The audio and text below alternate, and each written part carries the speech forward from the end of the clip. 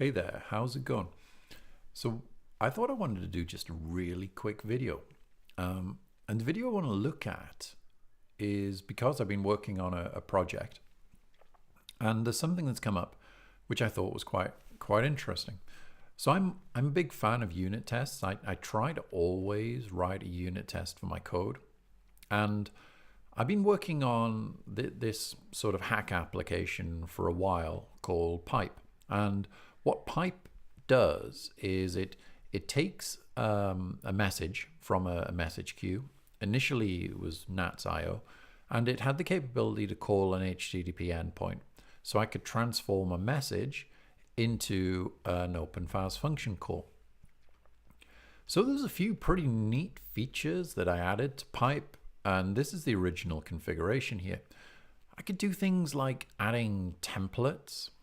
So I could transform a message. So when a message comes in, I could use a Go template here to transform it into the payload that the function expected. And I could do also things like taking the output from the function and transforming that again and broadcasting that as a message. So this is working really, really well, and I added a few like template functions and stuff like that. But I kind of started to look at this and I started to use it. And I was like, it would be really great if I could not only listen to things on a NATS queue, but if I could listen to things like webhooks. So could I have an HTTP endpoint which I could be called by something, and then that would be transformed into sending a message. And I was also thinking, well, could I take a message from an SQS, Amazon queue, or Google pub sub, and could I sort of call a function or maybe distribute another message? So that's what I kind of wanted to do, and I wanted to start to refactor the application to be able to do that. And I'll show you the kind of the new configuration style that I've come up with. So this is unashamedly based on, influenced by the Terraform configuration around the concept of providers. But rather than having this kind of straightforward YAML configuration, what you could start to do is build up these inputs and outputs. So for example, here I have an input, which is an SQS queue. I can set up some parameters such as the name of the queue, the authentication that's required for AWS. And I can set up outputs. So again, the provider type, which is NATS, the queue, and then I can set up like things like the authentication details. For example, for an HTTP output, I have the URI and the method and potentially basic authentication or MTLS and all sorts of things like that. And then to use that, I use this pipe configuration block. So I reference my input. I can set an expiration on a message. Sometimes I just want to ignore messages that are older than a certain sort of age. Again, I've got this concept of this template and success blocks. So when an action is successful, I can do other stuff. So I might send a message to a NATS queue, or I might also send a message to pub sub. And also you've got fail blocks. So when an action fails, I can do something. I might stick that on a dead letter queue, or I might send a Slack notification. You know, the intention is that it would just be this kind of really configurable, flexible system. And then I could build these input and output providers for a number of different things. So I'm initially thinking I'm going to have SQS and NATS, Google pub sub, webhooks, but I'm also thinking, you know, I could do things like log file. So you could define an input, which is a log file, and then if a certain condition happens within that log file, I could send a message. So this is, I started to build out this configuration. Now the interesting thing for me was that I had a whole bunch of unit tests. So these were the original unit tests for my application when it was purely just a NAT in web out system. Now the problem when I started to sort of reconfigure this is that while the behavior kind of stayed the same, I had the similar concept of a message in and a message out, or an action in and an action out. The code did require quite a large amount of refactoring, because now I'm not only dealing with NAT, but I'm dealing with a number of different sort of provider types. So I needed a way of having like a generic interface for a provider and bits and pieces like that. So needless to say, the application changed. It changed quite a lot. But when I started to refactor this and rewrite it, I found that I could use quite a lot of the existing code, because it other than interfaces changing, the behavior was pretty much the same. And also the unit tests were the same, because as again, the behavior hasn't really changed. So what I've started to do is to take the old unit tests. So this is the latest one that I'm adding, which tests that a worker publishes an event post function call. So I need to rename that because that's not actually true anymore. But the behavior of that test, even though it needs to be refactored for the new interfaces, is actually the same. And this has been really useful when I've been writing my application, because I wrote this a few months ago. I can't really remember all of the various different bits and pieces. But having those unit tests that I can rely on, being able to re-implement those, being able to test the behavior, is going to get me back to a situation where I'm fairly confident that even though the configuration syntax on the app has changed, and there are a few new behaviors, that it's going to work pretty much the same way as it was previously. So that again reinforces why I feel that unit tests are really, really useful. So very, very quickly, I just wanted to sort of discuss that while it was fresh in my mind, because I thought it was a very useful thing. But let's have a quick look at how I can start to re-implement this functionality by just going through the process of taking these old unit tests and the old code and just sort of refactoring the various different bits and pieces. So the first thing I want to do is I want to rename this, because this is no longer a worker. So test listen calls, it's no longer a function, it's more generic. Calls an action transforming a message. All right, cool. So the next bit of functionality that I want to test and implement is that when a new event comes in, after an action has been called, if it's successful, it should potentially call another action. And that's based on how the sort of the configuration in this system works. So I'm going to start to implement this.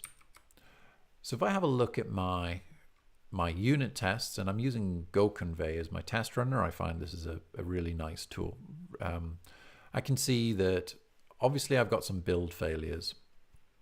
So let's start and just sort of clean up those build failures first. So the old setup function, that's no longer relevant. So I'm just going to sort of copy some of the old stuff. I need to call listen. So listen is the method on the server which starts to, well, listen for messages. And because that works in a run loop, it sort of needs a little bit of time to set things up. I've got a bit of a sleep in there. I don't really like using time.sleep in tests. It generally causes unpredictability, but I'll have a look at seeing how I can fix that up in a little bit. So this is my example message, and let me just cut and paste that in there for the time being. So what happens is, if I have a look at the way that I've got my dependencies set up, I'm actually using a bunch of mocks. So I've got a mock input provider and I've got a mocked output provider, because I don't really care that the message is getting added to the actual queue. I've got a whole bunch of other unit tests around the provider which checks for that. For the server, all I really need to know is that this setup function or this publish function or this listen function has been called. And then I'm setting up an example pipe. And again, this is just a block of configuration and setting up some of the various different settings on there. Again, setting up my configuration. I could use an interface. So I could have just used an interface for statsd, but actually what I've found is that if I don't have a statsd server running, if I use the concrete implementation, it still works. So that just saves me a little bit of hassle. And then I set up my logger and return all of that from the test. So in my test, what I'm doing is I'm testing that the worker publishes. So, okay, so it's not the worker anymore. Test listen, publishes an event, post. That should just be action now. Post action. So this is when an action is successful and I've got an on success block, then I should do some stuff. So the first thing that I need to do is to add my success block. So I'm not entirely certain that I'm sort of configuring any of these on there. So it's going to be C pipes. So that's an array of pipe, comes from my configuration.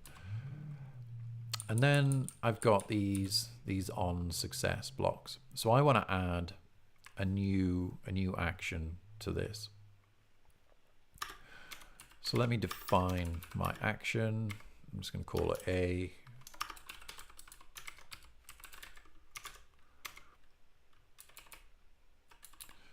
And then I can add that, whoops, add that to there.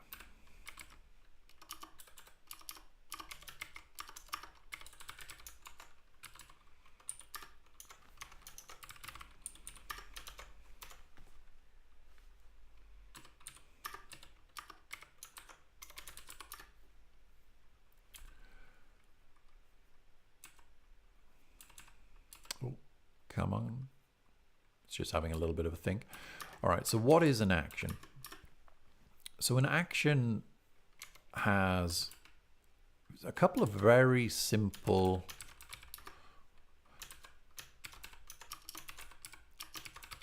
thinking and typing, some very simple parameters on it. It has an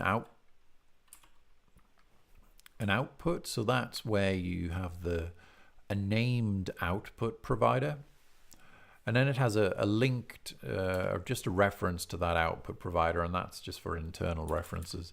And then optionally, you can define this template block so that, again, I can transform the messages right the way through the system.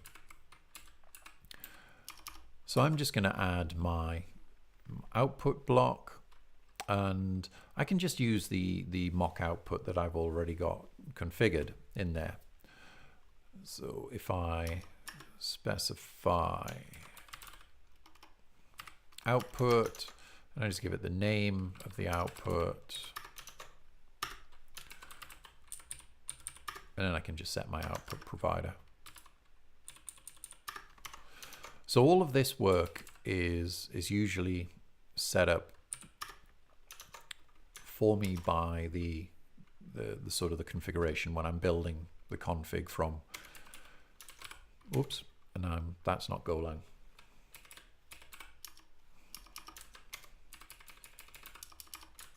When I load the config from config files. But I don't have that in the test. I need to have a sort of a strict test condition, so I'm just setting this up manually. Again, that's having a good think. So then what do I need to do? So I'm testing that this on success block is going to get called when you get a message. So I can delete all of this.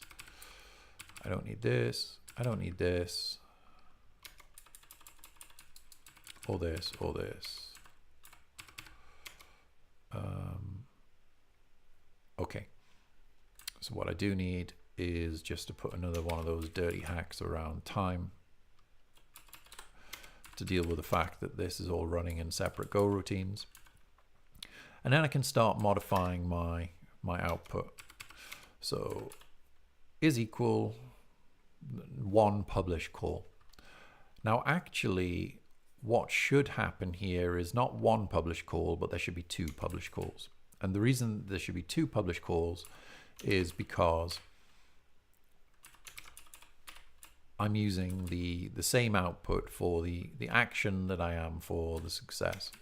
Again, this is just for the purpose of testing, but it's actually fine. So I need to check that there's two publish calls on my mock output. And then I can test that the output has the correct value. So I'm going to select the first publish call here. Sorry, the second publish call. And I'm just going to compare that the data which was passed to the mock when publish was called equals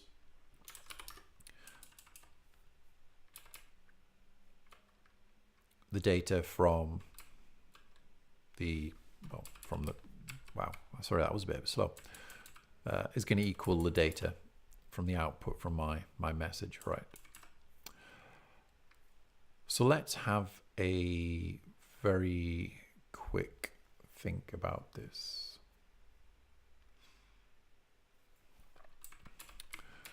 So if I go back over here to my server,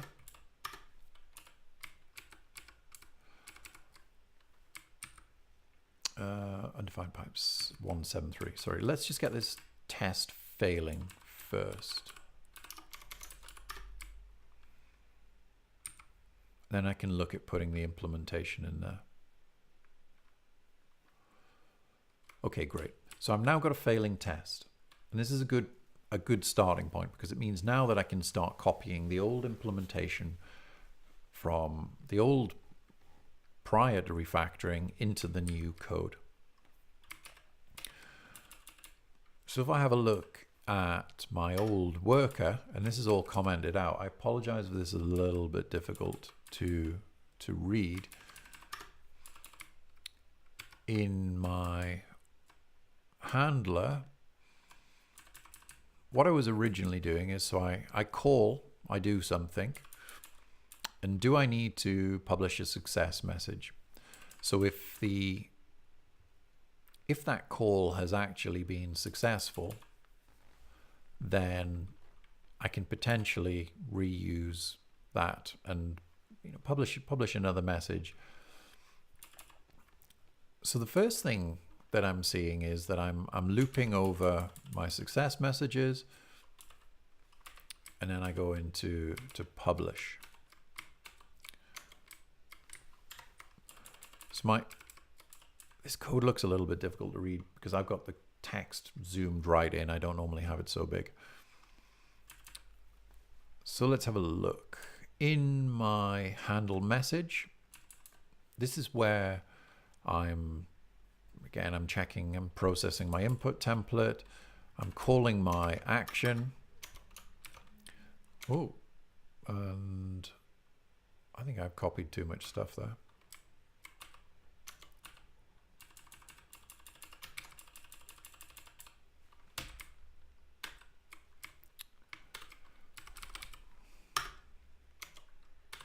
There we go. And then I'm going to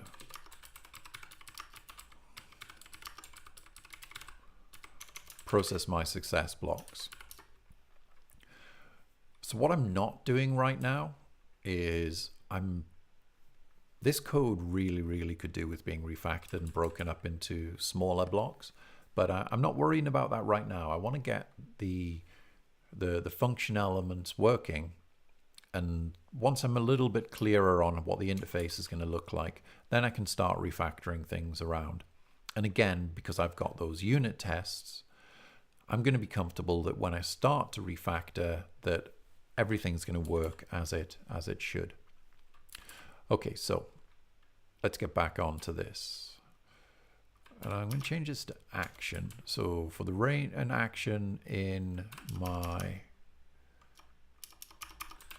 pipe dot on success blocks. So for each on success block, I want to do some stuff.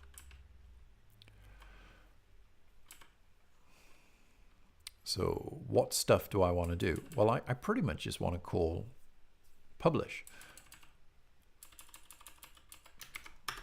So I can just say action.outputProvider.publish, and then what do I want to publish?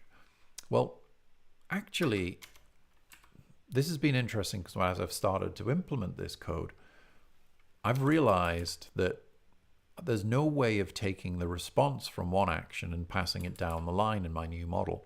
So I'm actually going to need to change this, but for the time being, let me just publish data. And I don't need that. So publish potentially is going to return me an error. So I need to figure out how I'm going to handle these errors. I haven't quite decided whether an on success block should, if you have an error, it should immediately fail, or whether it should sort of continue and try the other blocks. So I'm going to deal with that a little bit later.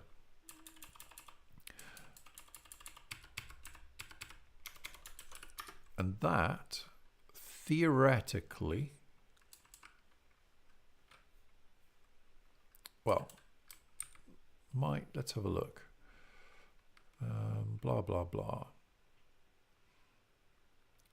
7-167.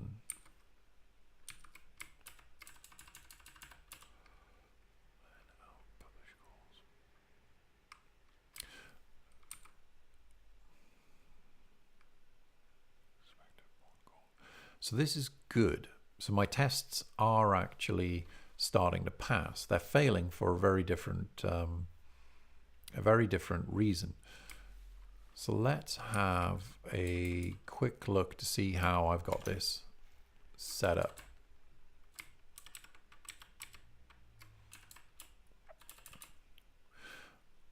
Okay. So I've actually already defined an on success block. And because I'm already using this on success block in here, I've already added a new one.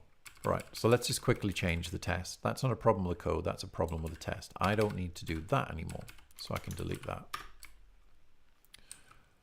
Now let's have a look.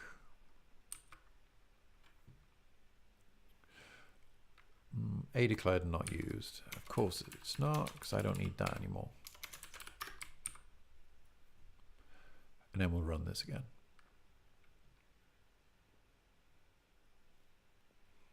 Excellent. So these tests are failing correctly now because I've added some new code, and because I'm using the same mock for the success call, and because I've already got that defined, then this is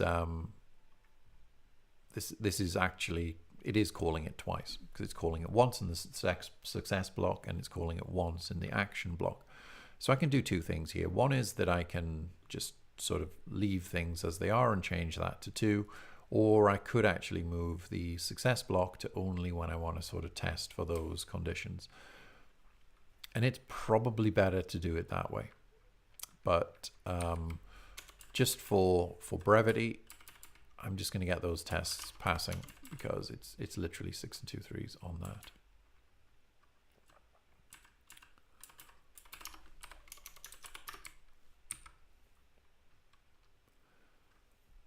So the tests are running again. I should get one failure now, which I do. So line 185. And the reason that that's failing is because the expectation of Nick is not the same as the message which I'm using, which is data there. So I'll just save that up.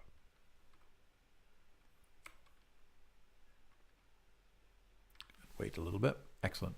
So now all my tests are passing. So I've just implemented some new functionality as I'm going through and refactoring this code.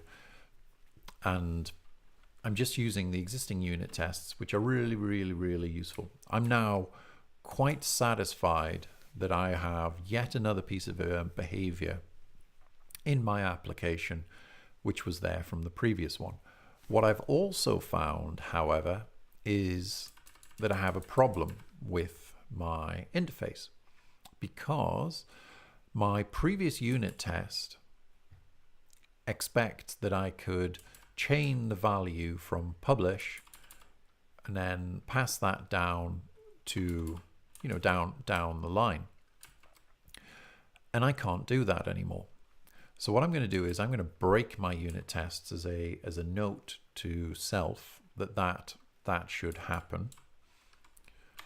And I can do that by changing my mock. Oh, actually I can't, because the interface is completely wrong, because publish just returns an error. It doesn't have any capability of returning a value or anything like that. Now, of course, if I was using an event, then an event is asynchronous, so I'm not going to get a response back immediately.